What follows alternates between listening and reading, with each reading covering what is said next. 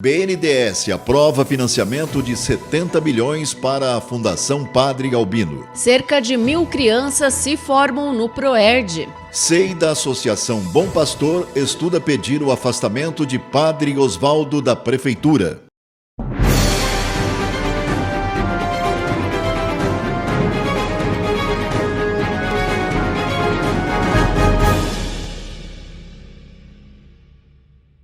Olá, boa noite. O BNDES, Banco Nacional de Desenvolvimento Econômico e Social, irá financiar a Fundação Padre Albino em 70 milhões de reais para ampliar seus 2 hospitais, o Emílio Carlos e Padre Albino. Os recursos serão utilizados na reforma e construção de novo edifício no Hospital Padre Albino e na construção de um novo prédio no Hospital Emílio Carlos. Essas imagens na tela são do projeto e da expectativa de como eles ficarão. A primeira etapa das obras é a ampliação do Hospital Padre Albino na Rua Belém, já que tem previsão de entrega para novembro desse ano, incluindo nova recepção com guichês de atendimento e sala de espera com acomodações revitalizadas, espaço gourmet no subsolo, torre com novos elevadores sociais e muito mais. Já a segunda etapa das obras, que terá início em 3 de julho e duração de 24 meses, prevê a construção de prédios numa área de mais de 7.250 metros quadrados, com subsolo, térreo e mais 3 andares, abrangendo as ruas Manaus e 13 de Maio. Vale pontuar que esse novo edifício será construído em um terreno onde hoje estão localizados outros serviços do hospital, mas que serão demolidos. São eles medicina nuclear, anfiteatro, manutenção, estacionamento e litotripsia. Outra grande novidade, conforme vimos nas imagens, será a construção de uma passarela interligando o novo prédio ao Hospital Padre Albino no segundo andar de ambas as construções. O presidente Lula sancionou com vetos a lei que retorna com a obrigatoriedade do exame toxicológico para motoristas profissionais, com leis mais rígidas. Os exames voltarão a ser exigidos já a partir do dia 1º de julho de 2023, sendo obrigatório para motoristas das carteiras de habilitação categorias C, D e E, que abrangem veículos como caminhões e ônibus. O Código de Trânsito brasileiro trazia 2 possibilidades de multa no caso de exame toxicológico não estar regularizado: multa de trânsito para quem fosse flagrado dirigindo com o exame irregular e a chamada multa de balcão, para quem deixasse de renovar o exame periódico a cada 2 anos e meio.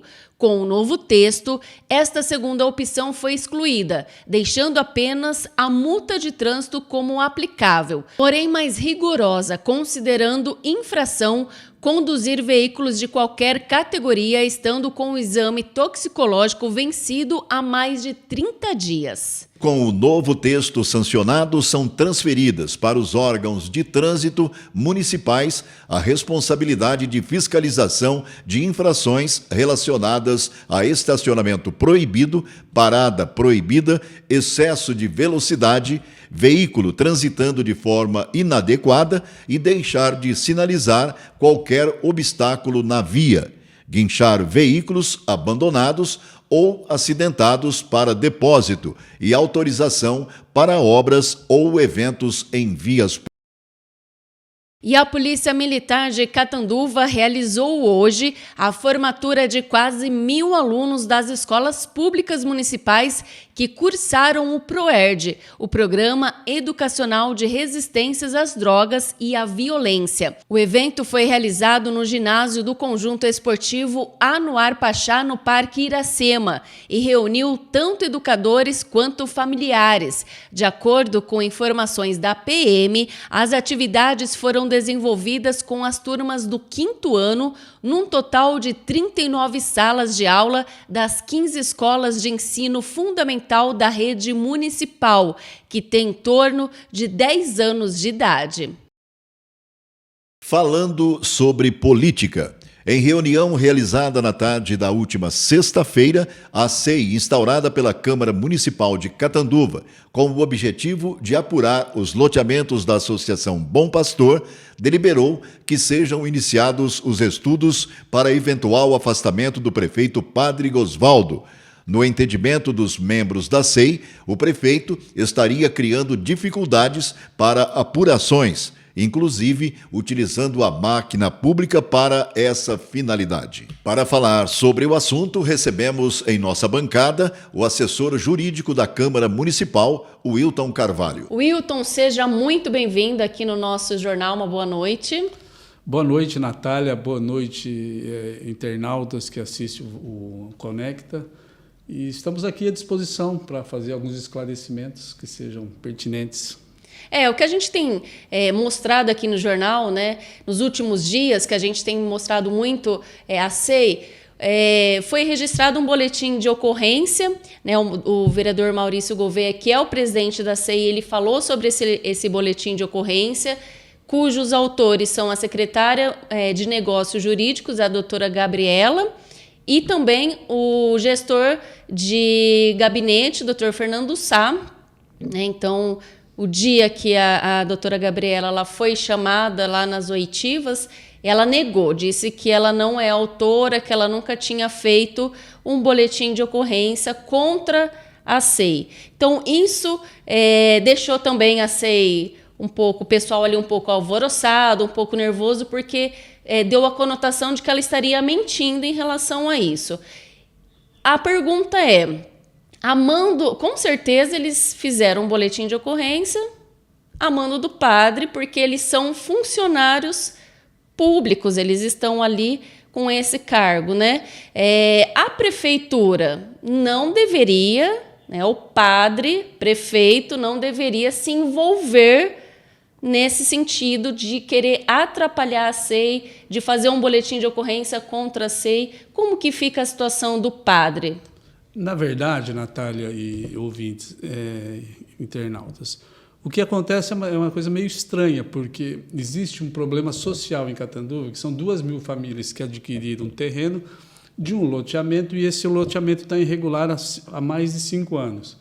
Então, eu acredito que o interesse do padre deveria ser no sentido de resolver esse problema social, que são dessas 2.000 famílias. De colaborar com a SEI. De colaborar com a SEI, de ajudar a SEI. Porque a SEI, o único objetivo da SEI é equacionar o problema dessas 2.000 famílias, porque não deixa de ser um problema social. Sim. Então, eu causo estranheza assim, o comportamento que está tendo o gestor, o prefeito municipal, no sentido de tentar inviabilizar a SEI. Causa estranheza. Eu não tenho a informação de qual o motivo, porque em nenhum momento está sendo investigado a prefeitura, nada. É uma associação privada que comercializou alguns terrenos desse loteamento e não está entregando para essas pessoas que adquiriram. Estranhamente, né, porque o prefeito ele foi o presidente da Associação Bom Pastor, né, e agora ele não deveria, como prefeito, colocar a máquina pública ali para estar interferindo, para estar querendo até prejudicar. Foi por esse motivo que a SEI, então, pediu o afastamento do prefeito. Na verdade, a SEI foi deliberado pelos membros para que seja feito um estudo em relação ao afastamento do prefeito, se cabe ou não. E esse estudo está sendo efetuado. Tem alguns elementos que... sem dúvida, pode levar ao pedido de afastamento, mas isso está sendo avaliado ainda. Mas então é importante a gente explicar para o pessoal que está aí nos assistindo que esse afastamento seria enquanto está ocorrendo a SEI. Sim, o afastamento, justamente, Natália. O afastamento é durante o período da SEI. Ela deve estar faltando hoje por volta aí de uns 90 dias, seria por esse prazo, não é indefinitiva. Seria um afastamento apenas para que o trabalho da SEI seja concluído da melhor forma possível, sem nenhum tipo de intempérie no meio aí. E como que está sendo feito então esse estudo aí entre os vereadores? Não, o estudo, a comissão já deliberou para se fazer o estudo. O estudo está sendo feito pelo jurídico da casa, da Câmara. E vai ser apresentado a possibilidade ou não. O que os vereadores deliberaram é para fazer um estudo para que seja analisada a possibilidade do afastamento do prefeito, para que a SEI conclua os seus trabalhos da melhor forma possível. Mas isso é possível porque está na Constituição. Sim, está na Constituição. É uma coisa absolutamente legal esse estudo, essa possibilidade de se pedir o afastamento dele. Porque, assim, em tese, teoricamente, ele está atrapalhando o andamento da SEI, né?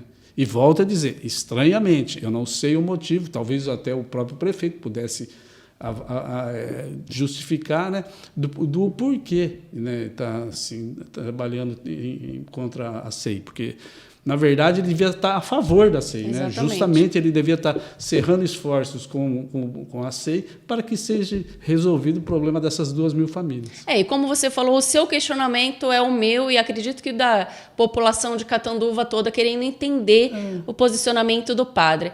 A gente deixa que o Jornal Conecta mais uma vez o espaço aberto para que o prefeito, para que o pessoal lá da sua equipe possam vir aqui se explicar, falar, né, passar o posicionamento deles. Eu acho que isso que o pessoal quer saber, né? E ele não está querendo tocar no assunto. Então, a gente, por mais que tenta, não estamos conseguindo. A gente, né, mais uma vez, deixamos o espaço do Jornal Conecta aqui para que o padre se manifeste, né? Inclusive, Natália, seria interessante ele, né, o prefeito, se manifestar de maneira clara, porque, de repente, ele tem algum motivo que seja justificável para que essa SEI não vá à frente para resolver o problema dessas 2.000 famílias. Mas a gente precisava ter um posicionamento assim, mais contundente dele, né? Mais específico. Falar, olha, essa SEI é por causa disso, isso. Eu acho que os vereadores que compõem a SEI, em nenhum momento eles estão ali contra o prefeito ou contra a população, não. Eles estão a favor, totalmente a favor dessas 2.000 famílias, né? E acho que o mesmo estranhamento que eu tenho, os vereadores têm em relação ao esse porquê, né, de tanto trabalho contra a SEI. E aí eu gostaria até que você explicasse, se caso seja feito, então, o afastamento do padre, como seria feito esse afastamento? Através do quê? É pela Câmara, como que seria? Judiciário? Não, esse pedido, né, caso a comissão da Câmara, do jurídico da Câmara chegue à conclusão, esse pedido é através do judiciário, seria um afastamento através do judiciário por um período determinado até a SEI termine os seus trabalhos. Sim. Então, começaram as oitivas semana passada, né? Só lembrando, então, começaram na segunda-feira da semana passada as oitivas. As duas principais pessoas que deveriam ser ouvidas ali, a presidente da SEI e o tesoureiro, não compareceram, né? Agora eles devem falar já de modo, né, coercitiva na quinta-feira. Isso, foi a comissão deliberou, né, para que seja conduzido coercitivamente o tesoureiro e o presidente da associação, para que compareçam para explicar. Eu acho que eles são as pessoas mais adequadas, né, para explicar o que está acontecendo, o posicionamento, como é que está esse processo para que essas famílias tenham os seus terrenos, né? Eles não foram e também não deram uma justificativa? Não foram notificados, né, para que fossem comparecer. Na verdade, foram convocados, né? Foram convocados para que comparecessem, mas infelizmente não compareceram. Pode ter tido algum problema, alguma coisa, que isso faz parte da vida, mas não justificaram em hipótese alguma. E a SEI, como ela tem um prazo limitado, é a medida que cabia fazer para que esses trabalhos vão à frente. Sim. E aí, agora, quinta-feira, então, mais oitivas devem acontecer na SEI? Sim, tem mais oitivas, que é do presidente da associação e do tesoureiro. E talvez mais pessoas que está sendo analisada pela comissão, né? Bom, a gente está aí acompanhando, a gente continua. Quinta-feira a gente vai mostrar um pouco mais aí sobre o andamento da SEI. A gente espera aí que desenrole, né?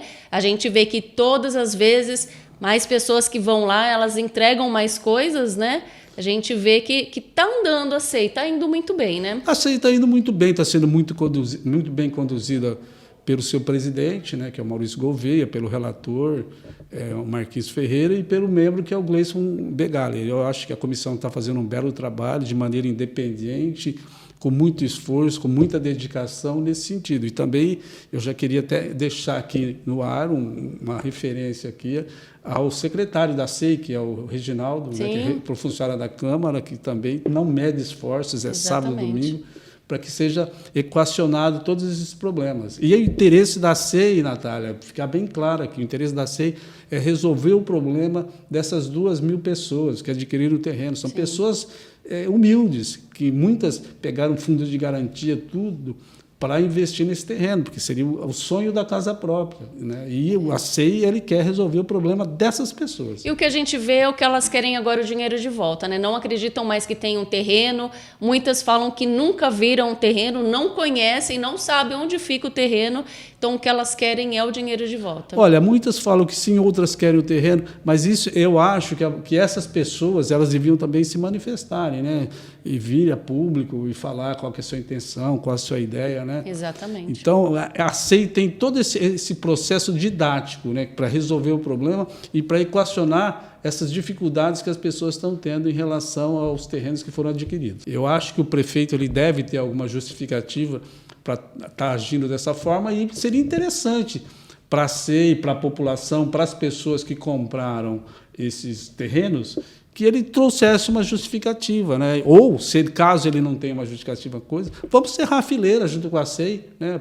O prefeito cerrando fileira junto com a SEI para a gente resolver o problema dessas famílias. Esse é o objetivo. Porque o único objetivo que tem a SEI é resolver o problema dessas famílias.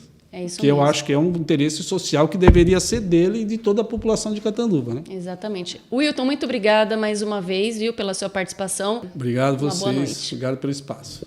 Mudando de assunto para futebol, falamos agora com Felipe Vital no quadro Arquibancada. Olá, Felipe, boa noite. Olá, Marcão, olá, Natália. Mais uma rodada do Campeonato Brasileiro. E o Palmeiras, como eu já tinha falado na sexta-feira, que tinha perdido a invencibilidade no campeonato, agora perde outra. Mas eu vou te contar já o que aconteceu. Primeiro, falando do São Paulo, que perdeu do Cruzeiro 1-0, e uma curiosidade nesse jogo é que o Cruzeiro venceu mesmo sem dar um chute ao gol. É isso mesmo, em chutes ao gol, nas estatísticas, o Cruzeiro ficou com 0. Já o gol foi marcado por Rafinha contra, por isso a derrota do São Paulo de Dorival Júnior.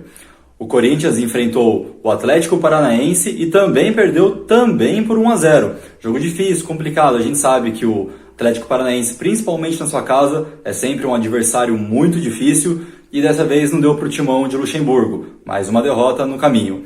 Já o Palmeiras enfrentou o líder Botafogo dentro do Allianz Parque, era a chance ali do Verdão de se aproximar da liderança, mas com gol de Tiquinho Soares, sempre ele que está com uma estrela enorme nesse Campeonato Brasileiro, fazendo o gol da vitória, poucos chutes, domínio do Palmeiras durante o jogo, porém na chance que teve, o Botafogo foi feliz e foi bem naquilo que o Palmeiras pecou, que foi a eficiência. O Botafogo chegou pouco, mas chegou de forma eficiente.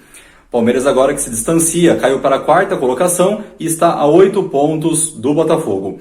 Já o Santos recebeu na Vila Belmiro de portões fechados, lembrando, né, dos problemas que ocorreram na semana passada, né, torcedores tentaram invadir o campo, arremessaram objetos no Cássio, no time do Corinthians. Os jogadores do próprio Santos tiveram que ser afastados, mas falando sobre o Santos, recebeu de portões fechados o Flamengo e também saiu com uma derrota, né? Um final de semana bem ruim para os 4 paulistas, né? O Santos perdeu por 3-2 contra o Flamengo de casa e agora também continua ali no meio da tabela, correndo um risco de entrar no Z4, mas não tão próximo assim. Quem está mais próximo é o Corinthians. Basicamente, nessa rodada foi isso. Não tem muitas mais informações, só o Santos, que está com o técnico novo, Paulo Turra. Por enquanto, é isso que rolou nessa rodada do Brasileirão do final de semana, 12ª rodada do Campeonato Brasileiro. E no meio de semana tem os jogos de Libertadores, jogos importantes, e também da Sul-Americana. É isso aí, um abraço a todos. E agora, atualizando você sobre os últimos acontecimentos policiais em nossa região. No último sábado, PMs prenderam um homem por porte ilegal de arma de fogo na cidade de Itajobi. De acordo com informações da polícia, o homem portava uma espingarda calibre 28 com 6 cartuchos intactos. A ocorrência foi encaminhada ao plantão policial e as investigações seguem a cargo da Polícia Civil. Também no sábado, a Polícia Militar de Novo Horizonte prendeu 4 procurados pela Justiça na cidade. As capturas ocorreram nos bairros Jardim Santa Clara e Jardim Popular. Eles foram conduzidos ao plantão policial e permanecem presos à disposição da Justiça. No dia 24, policiais militares do 30º Batalhão, durante patrulhamento no centro de Catanduva, abordaram um indivíduo em atitude suspeita. Após uma pesquisa criminal, foi constatado o mandado de prisão e o foragido foi capturado. Ele então foi conduzido ao plantão policial e permanece preso. A Polícia Civil de Urupês prendeu na última sexta-feira, dia 23, um homem de 36 anos que estava sendo procurado pela Justiça pelo crime de estelionato em Cristalina, no estado de Goiás, com passagens por golpes em diversas cidades da região. De acordo com a polícia, o suspeito chegou na cidade de Urupês há 4 meses. Os policiais começaram a investigá-lo e constataram que ele já tinha passado por diversas cidades do estado de São Paulo, onde também praticou golpes de estelionatos como São Paulo, Campinas, Pirapora do Bom Jesus, Ilha Solteira e Jales. Ainda conforme a polícia, as investigações continuam, pois acreditam que o suspeito também teria aplicado golpes na cidade, vendendo produtos, recebendo por eles, mas não entregava. Ele foi preso e encaminhado à cadeia pública de Catanduva. E para terminar, lembramos que você, nosso telespectador, sempre terá espaço aqui no Jornal Conecta, seja para denunciar algo de errado aí na sua rua ou algum problema da administração pública. Por aqui as portas estarão sempre abertas. Basta entrar em contato com a gente pelo telefone que aparece aí na sua telinha e enviar a sua reclamação, que exibiremos aqui no Jornal Conecta. O Jornal Conecta termina aqui. A todos, uma boa noite e até amanhã. Uma boa noite a todos e uma ótima semana.